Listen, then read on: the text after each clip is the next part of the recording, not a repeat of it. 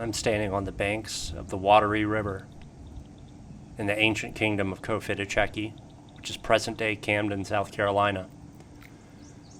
Historically, this area is known for Hernando de Soto and his hundreds of men passing through, where they were met by the Lady of Cofitachequi, who was brought out on a litter, where she was carried out to meet him. If you want to read a good book on it, Charles Hudson's Knights of Spain, Warriors of the Sun is a really great book. It's how I initially learned about this area, and it's initially why I stopped in this area. Just around the rest stop on I-20 south on the river is where this kingdom once was. And where we'll be headed today is Quaker Cemetery. But as with all my videos, I like to talk a little bit about the Native American history that is so rich in the Southeast and is so often forgotten about. This time I filmed just quietly the whole time, and I'm sitting back at the editing desk where I'll be narrating this whole video. So I think it'll lead to a new flow, and it's also going to allow me to do a little more research on some of the people we're going to visit.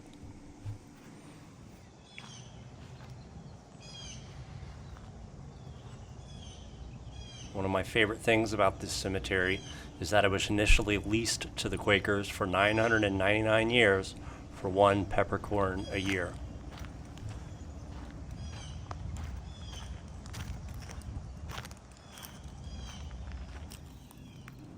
If you're ever driving from Atlanta to Wilmington, North Carolina, Camden's a great halfway stop. You could eat at this place called Rush's. It's alright, it's like a classic burger spot. But something about this cemetery that really stood out to me, and what I really, really love about this cemetery, is all the brickwork throughout the cemetery. There's a lot of really, really pretty brickwork. And as with anything in South Carolina, all sorts of palmetto imagery. Here's a beautiful palmetto monument. And then also a sculpture of the state of South Carolina.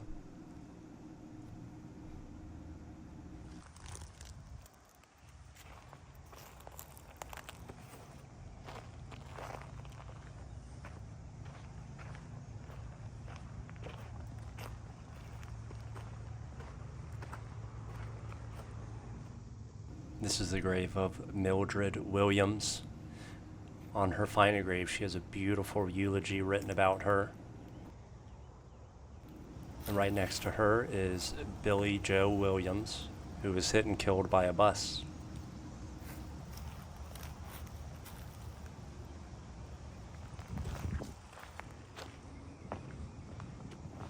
You can see all these beautiful brick walls that line the pathways.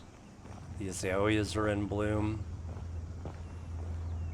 I filmed this back on Easter, and I'm just now releasing it, and I don't know, it just shows you life happens sometimes.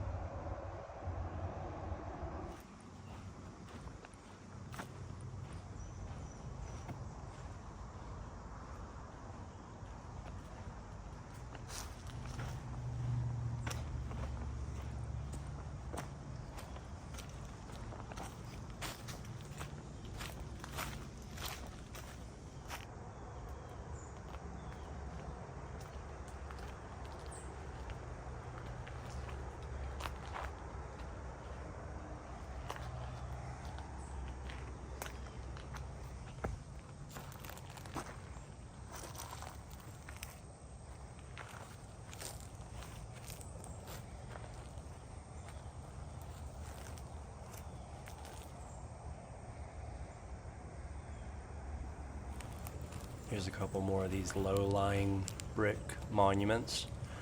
Given the age of this cemetery, some of these empty spots here, I bet good money there's burials there.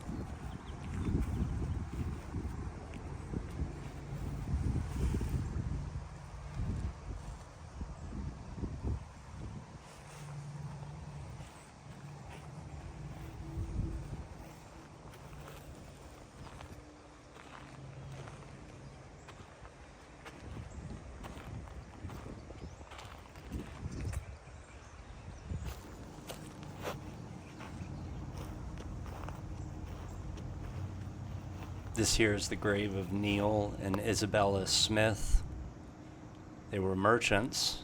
Clearly they were successful merchants, looking at all the carvings on here. Very ornate. And even down the sides of the monument here you'll see there's carvings.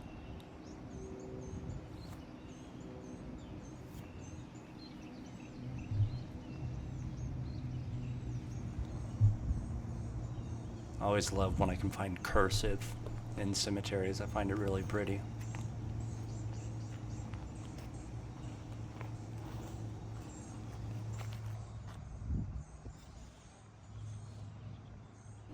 But it's not the ornate carvings and all the text that makes this monument so notable. This monument was used by Henry Nixon as target practice. You can see the musket ball strikes. He was killed in a duel by Thomas Hopkins. We'll go see Henry Nixon in a bit.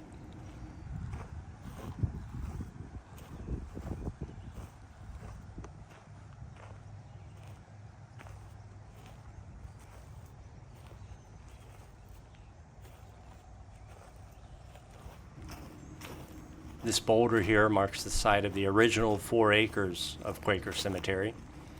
And all this grass around here, I wouldn't be surprised if these were burials that either had field stones or wooden headstones that are lost to time.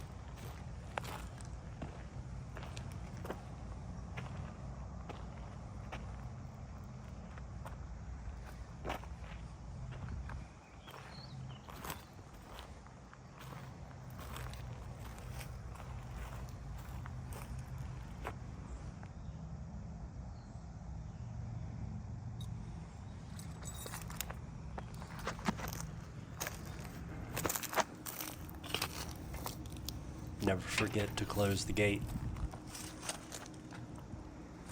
I really love this palmetto relief here.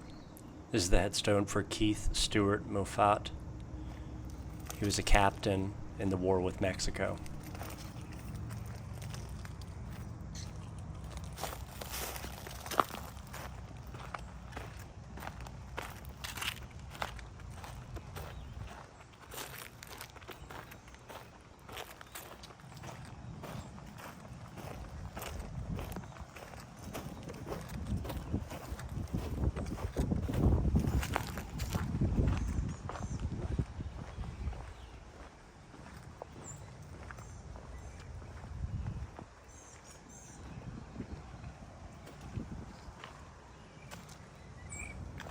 I didn't close the gate. Embarrassing.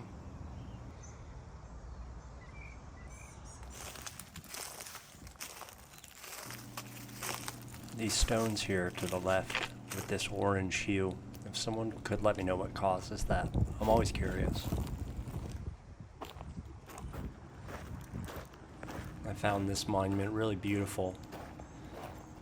She was holding the rabbit, and there was an azalea in her hand. And it was on Easter.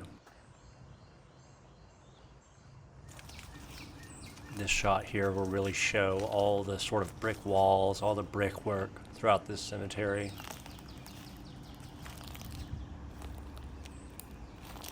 There's just something about it I really love.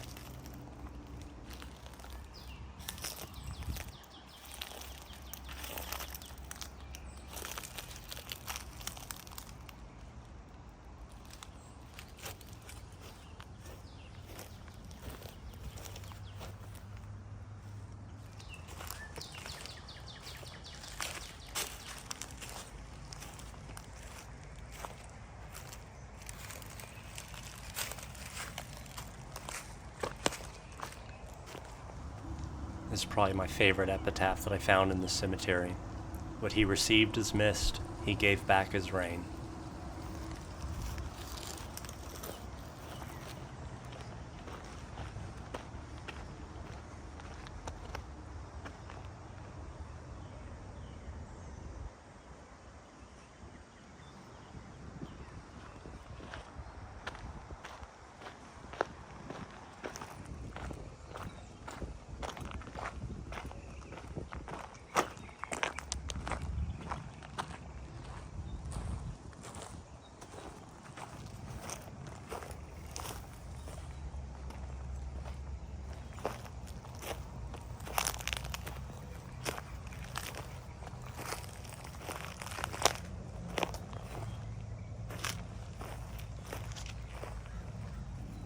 Sometimes I look at these empty plots and I wonder if there was a wood headstone, and furthermore how ornate some of these wood headstones could have been. Just outside Quaker Cemetery, don't mind the construction, is the old Presbyterian burial grounds. And same thing with Quaker Cemetery. I wouldn't be surprised if this grass field here is a sea of graves.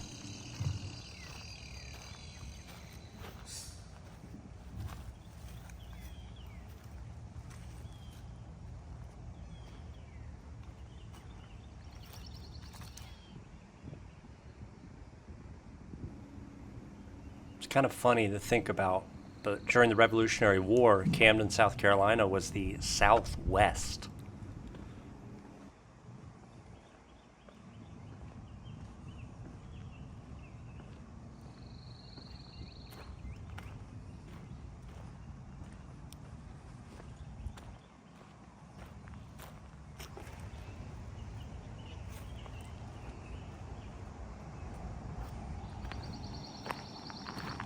This is the burial plot for Henry Nixon. He is the only person buried in here. I think it's a beautiful, ornate, walled enclosure. And a damn shame he used such a beautiful monument in Quaker Cemetery as target practice. This is the grave of Agnes of Glasgow. She followed a lover in the British Army all the way to Camden, South Carolina, where she then died.